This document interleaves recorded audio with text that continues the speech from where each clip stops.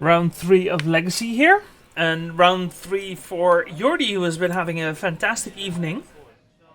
His opponent for this match is going to be Mark, playing Death and Taxes. Mark, of course, a player we've seen on the channel numerous times, is currently on a mulligan to 6 for game 1, with Jordy keeping his 7. Jordy, of course, playing Gruul lands. His de facto deck is one of the better lands players, definitely in the country. Very experienced player on the deck. Then again, so is Mark, so it should be a pretty good match for round 3 here. Thalia coming down on turn 2 off of a plains and a wasteland. Jordy on a forest. Looks like could consider maybe crop rotating. It looks like he's considering crop rotating, but opts not to. I'm not sure he has the crop rotation. I don't see it, but maybe. Mox Diamond coming down. Probably discarding the Thespian stage. Yes, he is. Actually, it does look like he has crop rotation. Yeah, he does have crop rotation. Not sure if that was the draw for the turn, but he definitely does have it. Mother of Runes being vialed in by Mark here. Mark is just going for the jugular here. Jordy does have a punishing fire that he can't use.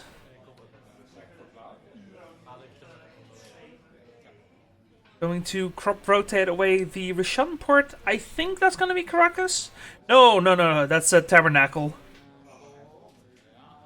That is a altered Tabernacle. I forget what the altar was.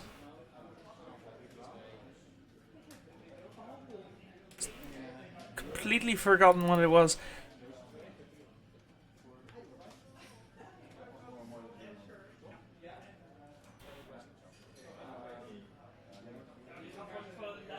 Going to Wasteland Mark's Wasteland. Kind of slow him down a little bit, but does definitely have a lot going on right now. Mark was thinking of activating Vial, but I don't think you want a Vial here. Oh, maybe do. It looks like Mark doesn't have any lands, so even if he vials in the Stoneforge Mystic that I think I see there, he's not going to be able to activate the Stoneforge Mystic. He needs to draw a land to actually activate it. Possible that you kind of just want to hope to draw one at this point. But yeah, that Tabernacle gonna put in some work. Alia is going to get sacrificed. The Mother of Runes stays on the field. Mark did troll the land. And looks like Stoneforge Mystic, a Spirit of the Labyrinth, and a Skyclave Apparition. Yeah. A lot of runes going to die to the Punishing Fire for a singular point of damage. Now the Stoneforge Mystic is going to come in. Going to get P-fired immediately.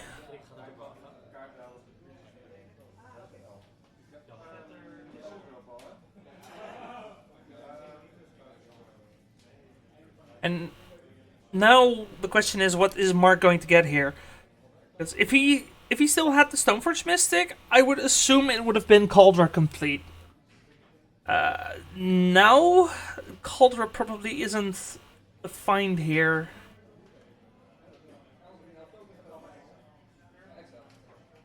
But to be honest, without Stoneforge Mystic, that artifact is probably not going to do much yet. Umezawa's Jitte is going to be the find.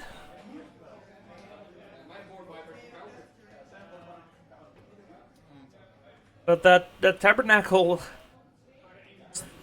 means that equipment is not really going to be all that effective.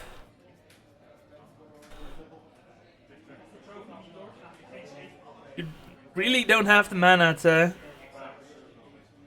start equipping creatures. Vial goes up to 3.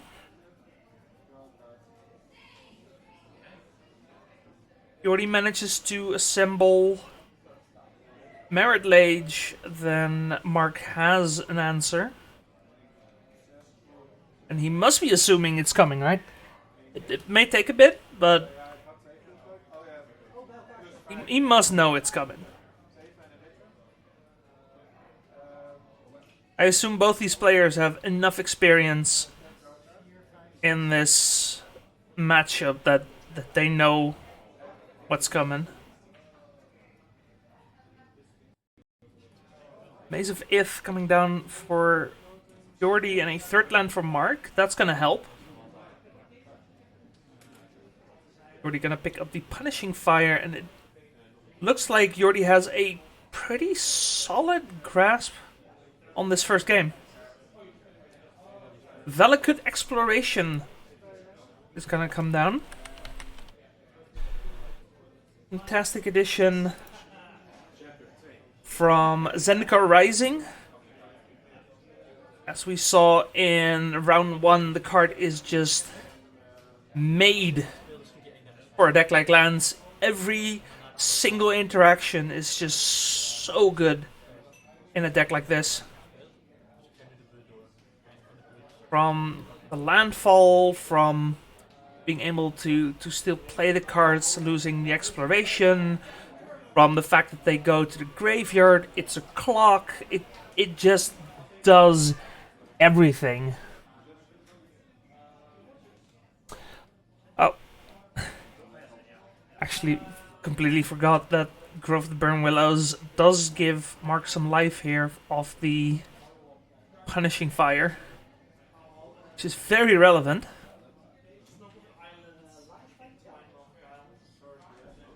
Surprisingly, the difference between 20 and 21 is quite significant. Just magic things, you know? Just difference between 1 and 20 is nothing. Difference between 20 and 21 is the world. When the only real threat you're worried about here is a Merit Lage. Now, of course, if you're at 1, then Punishing Fire is a lot more threatening, but right now, not necessarily. Right now, the Valakut Exploration is quite scary. With Shannonport getting played, it's going to trigger 2 landfall triggers, Crop Rotation, and a Dark Depths. Now, no Explorers for Jordy yet, so no additional land drops. But is going to be able to play the Crop Rotation here.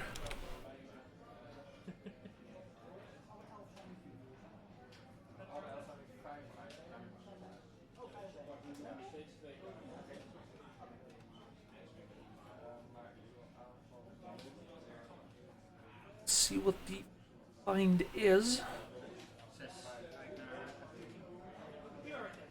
Could potentially go for the Thespian Stage. I don't think he has Thespian Stage in the graveyard right now.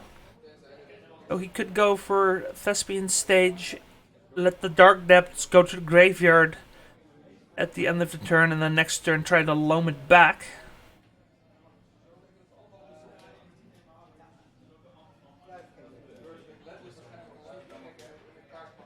Instead, decides to go for the exploration value here. Misty Rainforest going to get played, is going to trigger twice. Then open up the fetch to then do it again. And in combination with Loam, Jordy is grinding all the value right now. To be fair, Jordy is not really in any danger. He is solidly in control between... the Tabernacle is gone right now, but it could return at any time. And of course we have the Punishing Fire engine going with 2 Groves. I think Jordy is in a pretty good spot regardless. So I don't think he's really in any hurry to try and get anything done. Yeah, decides to pass the turn. It's going to shoot 5 damage off of the exploration triggers. All the cards go to the graveyard. And you can just feel the value coming out here.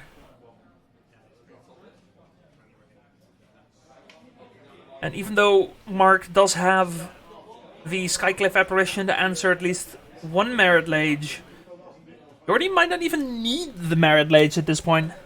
He is so far ahead.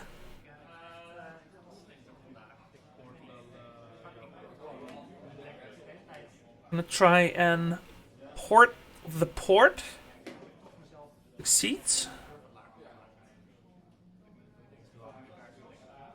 I'm gonna take a natural draw. Not gonna dredge this loam.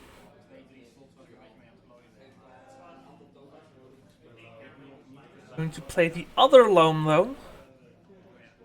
Yeah, I would imagine at least Dark Depths and Tabernacle. Oh, there is a Thespian stage. I missed that. Oh, interesting. Is not going for the combo. Is getting a Thespian stage though. A fetch land to try and get more landfall triggers.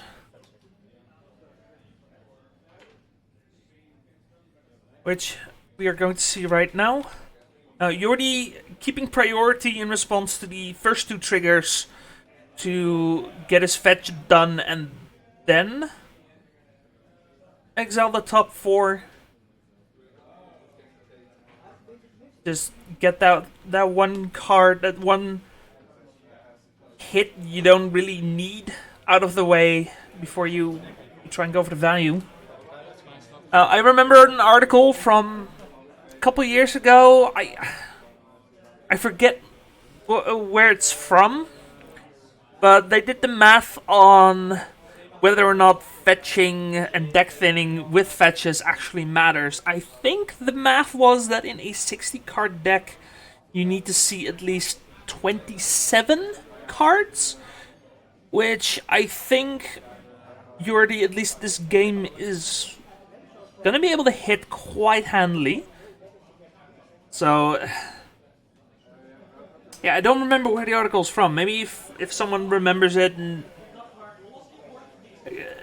actually still has it lying around somewhere, they can share it. But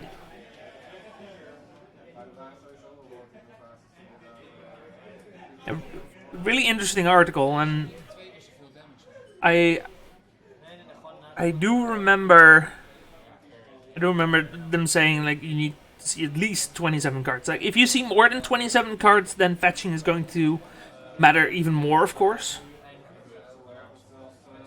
But I forget what the criteria was for it actually being relevant.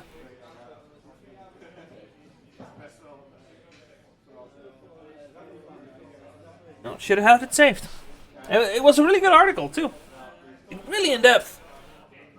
It's some fascinating conclusions, but it's out there somewhere. Let's see, we got a bit of damage on Mark still. Sylvan Library is doing its thing right now. Well, not yet, but it is in play. It is going to try and grind this out even more. Crude of Regard being violed in by Mark. But I'm not sure what is going to be able to save him at this point. Sanctum Prelate is going to be the find here. There we go. Not quite sure. It can turn off Punishing Fire. That is definitely a good start. Recruiter is going to get Punishing Fire in response. That is fine. The Recruiter has done its job.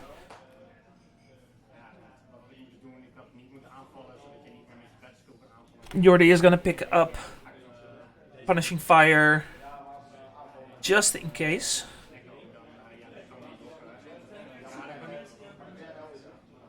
But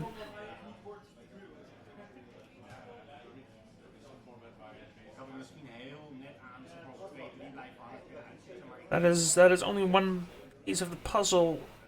Still have the Tabernacle to deal with, which it is in the graveyard right now. But Jordy does have plenty of life from... No, he doesn't have life from Loam going. Oh, this Sanctum Prelate, I was not doing it justice. How? Yeah, no, this is great.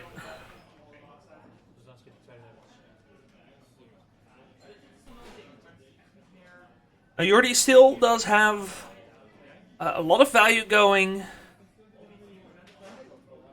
He still has pressure, but Mark has found an opening now.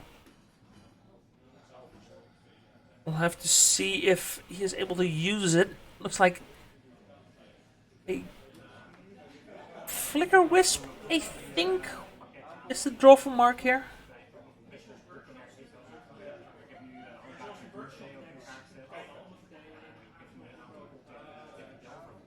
Sure. I missed a bunch of life gain again. I missed a bunch of life gain again. There we go.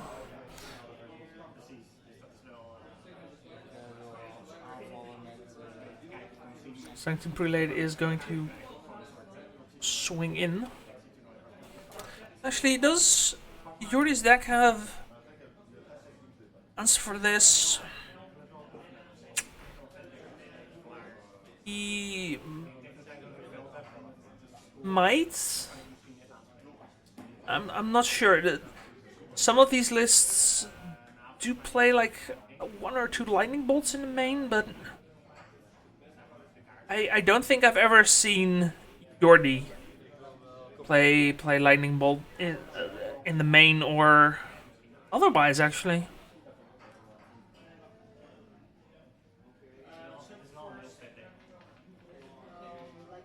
Let's see, Field of the Dead of a crop rotation for Jordy here in response to the attack of the Sanctum Prelate. That is definitely an answer. Ooh, Exploration being hit off the Vellicut trigger here. He would have loved to cast that, but it's not his turn, unfortunately. Flicker Wisp gonna get rid of the zombie token and kind of ruin the surprise here.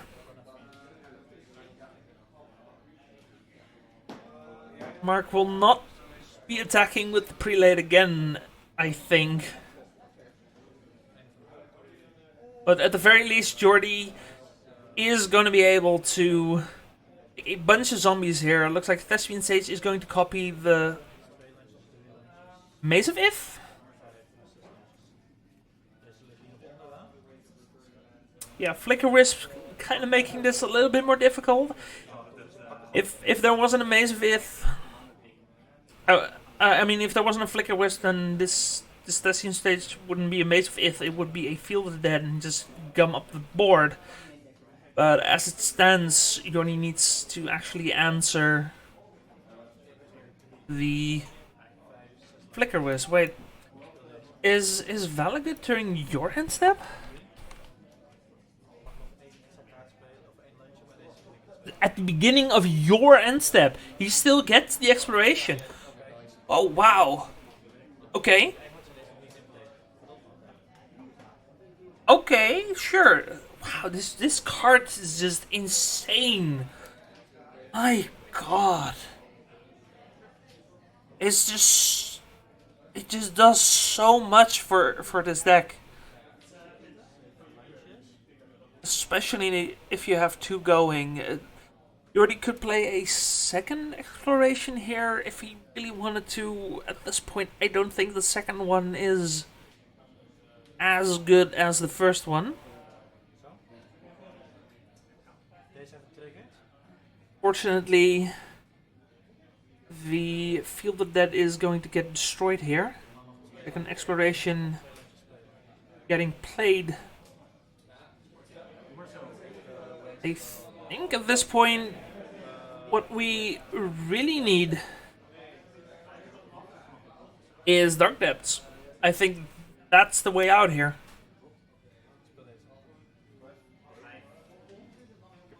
Expedition map gonna get played. Not cracked yet. Doing the math. Ooh, looks like he does have Lightning Bolt. Haha, he does in fact have the Lightning Bolt.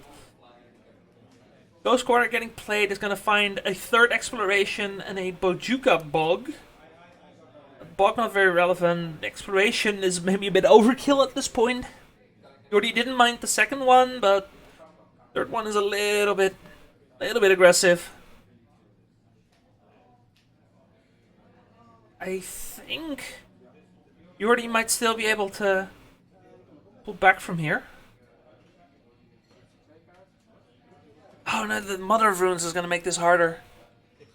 He needs. You can't get rid of the prelate with the Mother of Runes still there. He needs some way of getting rid of the Mother here. And most likely the answer here is going to be Dark Depths and hope for the best. Jordy also counting the number of cards he still has in his library. Wow, I'm just fantastic with life totals today. My apologies. Mark is at 12, Jordy is at a clear 9. And despite just a very strong start, that Sanctum Prelate just completely swung this game around.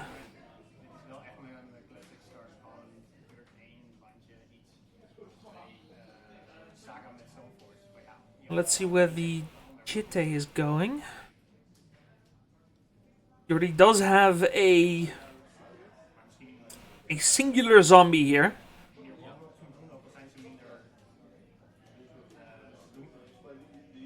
Which, if Mark is not careful, could end up being just barely enough. Again, if Mark is not being careful, he must be thinking about Lightning Bolt, right? Again, these players have played this matchup countless times. I would have to think that Mark is considering Lightning Bolt here, but maybe he's not able to play around it.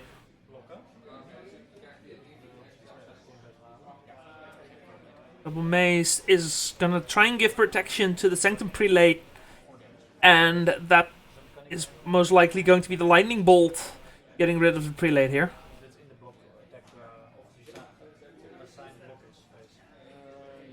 Yeah, because now if you bolt the Prelate, the Punishing Fire takes care of the Mother of Runes. Doesn't even have to do it now, can just sit back and wait until the end step. Sanctum Prelate is shields down. Mark choosing not to play around Lightning Bolt. And now Vials in the Skyclave Apparition.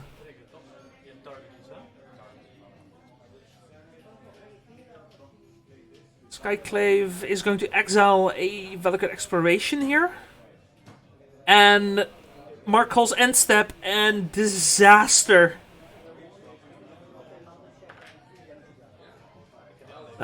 That is the lightning bolt. That is the punishing fire gonna take care of the tapped Mother of Runes. The untapped Mother of Runes is still summoning sick. It's considering maybe... No, it's considering going for the Flicker Wisp. Now getting back 2 punishing fires.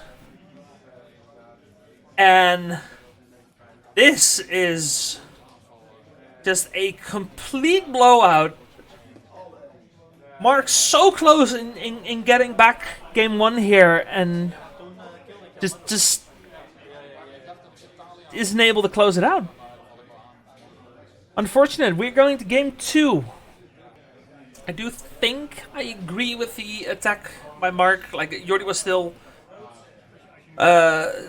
presenting like a dark depth, so Mark had to actually pressure Jordy's life total. So I do agree with the attack.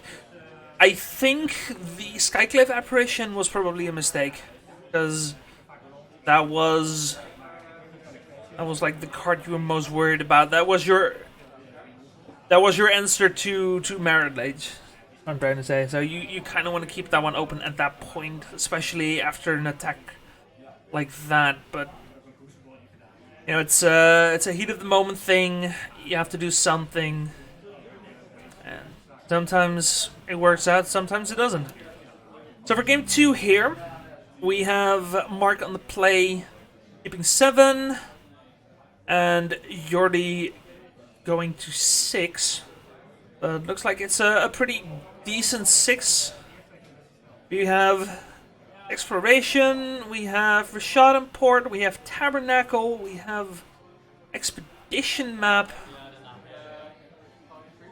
So really pressuring a mana base like Death and Taxes, which is not an easy thing to do, but Jordy is doing it quite well.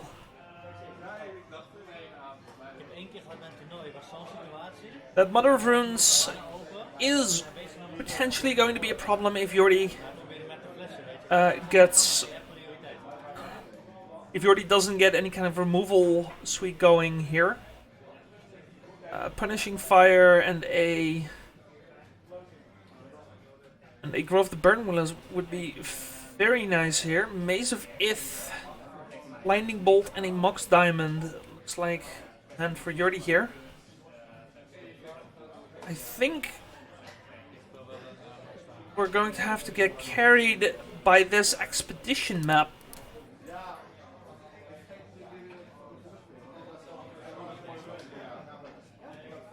Let's see what Jordy ends up finding. Be looking at maybe an Ursus Saga. I think that would be pretty good.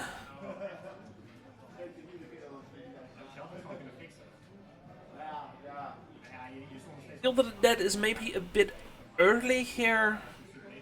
Don't really have that many lands going. Other than that, not quite sure. Yeah, it looks like it is going to be Ursa Saga.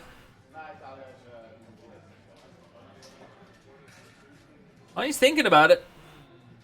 I think it's the correct play. You kind of want to get something going. You're not really doing much of anything right now other than just pressuring Mark's mana base.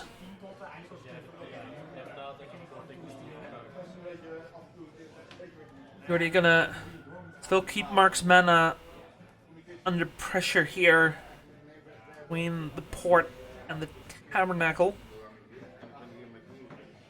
Does have to tap them. Yeah, there we go. So Jordy does have a couple of draws to maybe try and do something, but doesn't have that much time. Eventually Mark is going to start playing threats, and that is going to be a problem. Lesbian Sage coming down. That could potentially be very dangerous for Mark. The stage could end up copying Ursa Saga and then just start pumping out all kinds of constructs for the rest of the game. Of course, with the final Saga trigger on the stack, Thespian stage is able to become a forest. You don't actually have to sack it anymore. At that point, it is a basic land with the ability to make constructs, and that is a very dangerous combination if you're a deck like Death and Taxes, because at that point, I'm not sure Mark can actually answer the super forest that Jordy has created at that point. First construct is coming down.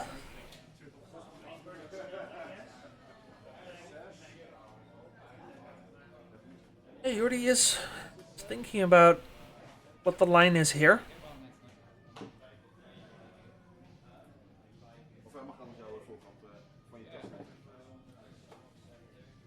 For those of you who don't know the interaction between Ursa Saga and Thespian Stage, let me get the example card here. Saga, yeah. The Saga triggers actually give the ability to the land. The land doesn't inherently have them, it just gets them from the first and second trigger. So if Thespian Stage gets that ability, and then you change the Thespian Sage into something else, it will still have those first and second ability. Now the first one, not very exciting, I'll admit. The second one, however, fantastic. Because now you don't have to actually sack the land with that ability, and it becomes way, way better. It is a genuine threat to keep on the field. Not only that, if the Thespian Stage just becomes a basic forest, it's not an enchantment anymore. Hell, it's not even a target for Wasteland, because it is still a basic forest. It just has the ability to make the constructs. So, very dangerous stuff. Very dangerous. In fact, it could, at this point, just end up closing out the game. Now, I did actually miss whether or not Jordy copied the Ursa Saga.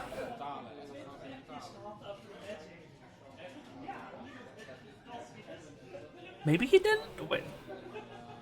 Did he? Well, we'll have to see if the Thespian Stage gets any Saga counters on it.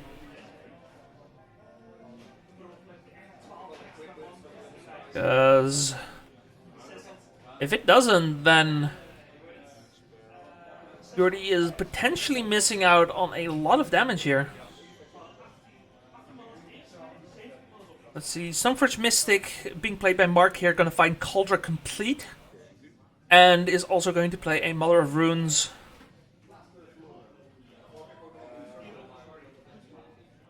And looks like Jordy did not copy the Ursa Saga.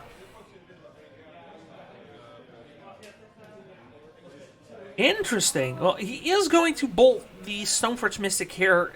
Does not want to deal with a Cauldron complete right now. But I wonder what the idea behind that was. I do believe he had enough mana for it. And Jordy is still a much better Lance player than I am, so I'm sure he must have had some reason for doing it, but I'm not sure what that reason is. I'm gonna be honest, if any of you watching have an idea, leave it in the comments, but I'm not sure. I don't know. Honest answer, I have no idea. Let's see. Surgical extraction. Oh, I've been slacking on the life total. My apologies.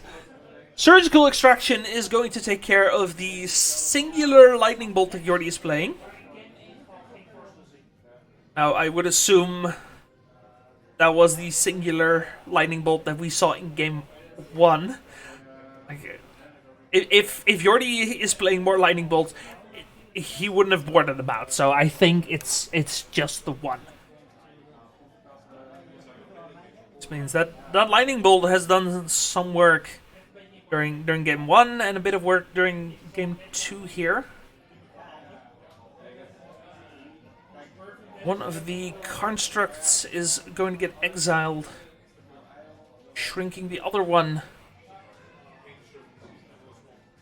While Jordy is still at 20, he is severely lacking in the threat department here. He's gonna come in for 2. Mark says, "Come at me." And is most likely gonna look into maybe putting on some pressure of his own right now. Tabernacle is going to cost Mark 2 mana in this situation. Then the Rishonim port is going to probably tap the...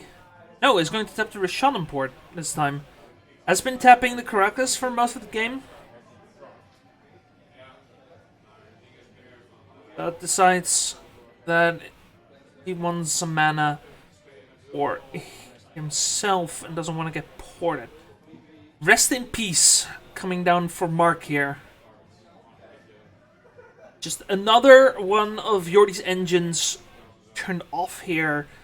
Though he wasn't using it at this moment. Any potential loam draws or Velikut explorations are gonna get significantly worse. As we just see this game slowly get out of Jordy's grasp here. Crop rotation coming down is going to potentially get him the Merit Lage kill here. If Mark decides to attack with the Flicker Wisp,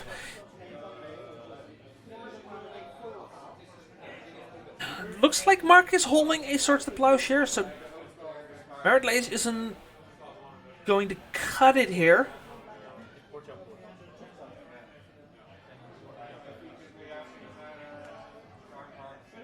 So now when Merit Lage isn't an option, Life from the Loam is out of the question, and Velikut Exploration is just considerably worse. Also, don't have an Ursa Saga running, making you any constructs. What is left at this point? We could go for a Field of the Dead, I guess. Punishing Fire is offline. Was offline.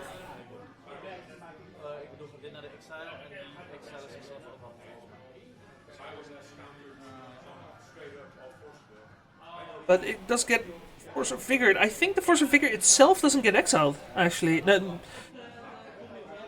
it could matter. I don't think it's going to matter in this situation, but I think technically destruction effects do wait until the card is already in the graveyard before they go themselves. So I think the Force of Vigor is supposed to be in the graveyard, but we'll have to see if that matters. If it matters, it's of course going to be because of Endurance, with Jordy targeting himself. That is a line that he's now missing. Though, again, if you're doing that for Force of Vigor, then I think you're missing other cards as well. But yeah, technically the Force of Vigor is supposed to be in the graveyard. I'm like 99% sure. Maybe I'm wrong on that, but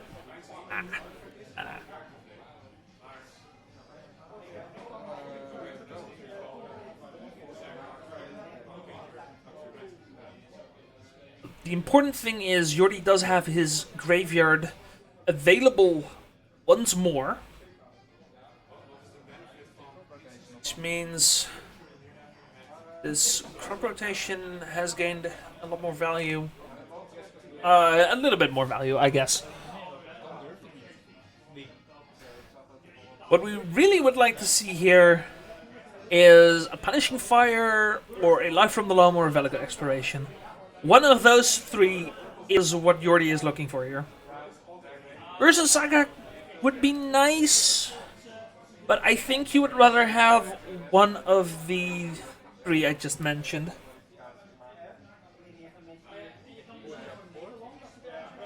I'm pretty sure. Pretty sure.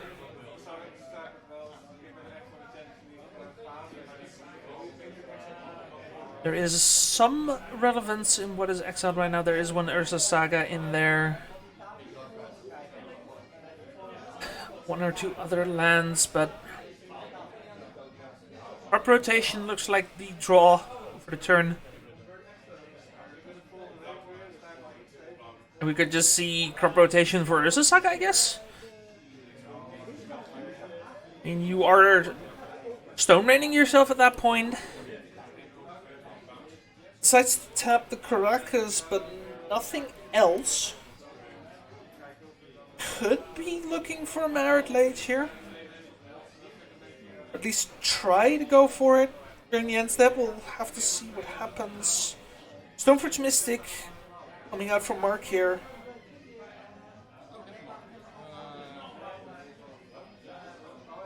Is Mark at 5? I think he is. Again, my apologies. My keeping track of light totals this match has been all over the place, but thankfully the dice of the players have been more than helpful here. I think I also saw another Rest in Peace in Mark's hand here, which he's not going to be able to play this turn. If that is the case, then potentially Jordy has only a couple turns. He'll try and do something like the Force of Vigor could still be an out, but you already drew one, so you'd have to find another one. But instead, we're going Blast Zone. That, of course, is a answer. Oh, but the Blast Zone... Oh, that's absolute disaster. The Blast Zone is probably going to be used to get rid of the Stoneforge Mystic. Cauldra is still looming. If the Stoneforge Mystic goes unanswered, then Cauldra just completely ends the game here. Jordy needs to use the Blast Zone to get rid of the Mystic, and then next turn we're probably looking at a Rest in Peace coming down once more. And that might close out the game. I shouldn't say that. I really shouldn't say that. Every time I say something like that, like something happens and it completely shifts the other way. Every single time, man. Every single time. But honestly, it's not looking good for Jordy here. Just a very unfortunate sequence of events here. Looks like I didn't quite catch what the draw was for the turn, but it looks like it's not going to matter, at least for this turn. Pay the Tabernacle tax. Everything is tapped, so no Rishadan port coming out for Jordy here. Path to Exile now also coming down.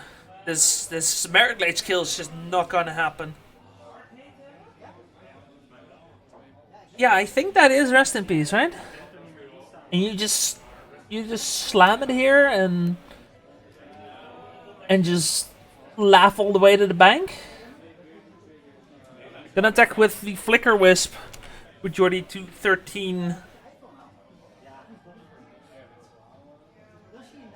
Is that Rest in Peace?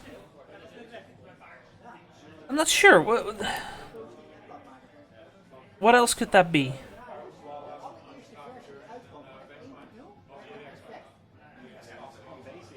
I'm not sure what else that could be. Oh wait, is that a council's judgment maybe? Oh, that would be way better for Jordy here. If that's a council's judgment, it's kind of hard to see. I think it could be. I mean, if it was a Rest in Peace, he would have played it, right? I would assume he would have played it by now.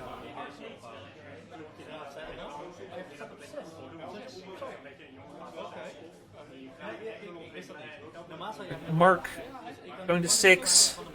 Punishing Fire is eventually going to do a bunch of work here. The Mother of Runes is tapped right at the point where we find Punishing Fire.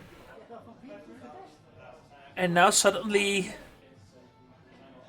we're looking at maybe a comeback here? What is it with these comebacks today? It's just... just one player is solidly ahead for most of the game and then just loses.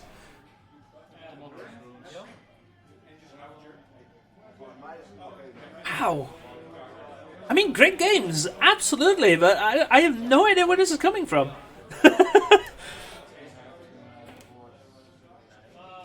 It's like I'm looking at control mirrors, like whoever does their thing first loses because they tried to do their thing first. It's like you have to lose to then not lose, I guess. Welcome to Magic.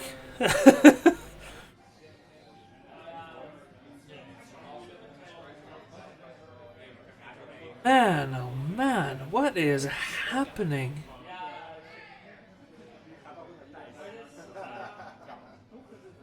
There goes the Mother.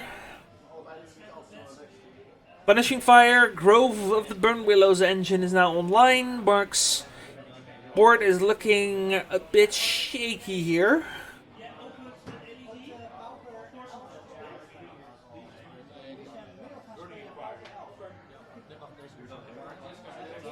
Tabernacle Tax, gonna keep the mana down. Looks like we are going to turns here. This match lasting quite a while. We're already 47.5 minutes into this video. My god.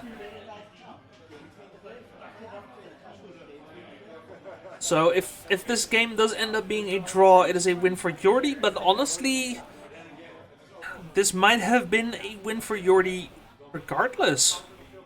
Well, I mean, that's what we said game 1, and it switched back, and then it switched back again, and I'm just gonna stop saying that anyone is winning because nobody has won until somebody has won. That's pretty much been the story of this match. Really back and forth. Wow, what a game. What a match.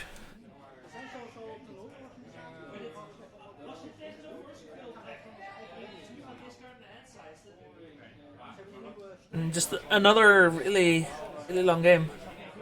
Looks like that is Rest in Peace. Wait, was that a draw? Yeah, no, it was Rest in Peace. It was not Council's judgment. He just didn't play it.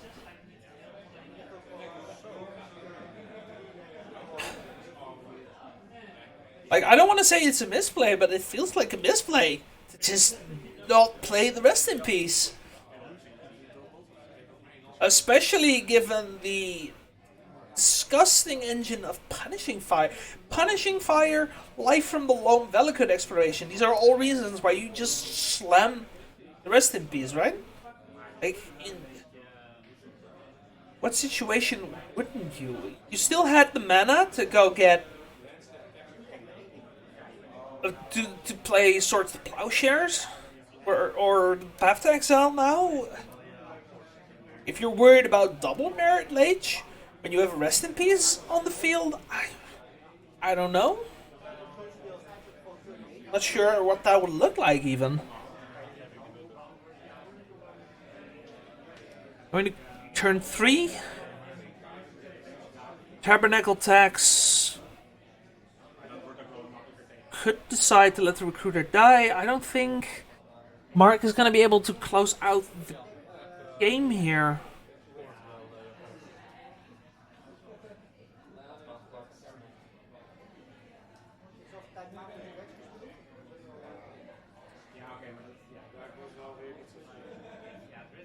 And if this game would have gone any longer, again, maybe Mark could get Calder at the stick and Jordy would actually be in a position, but there's a punishing fire that would have been a little bit harder.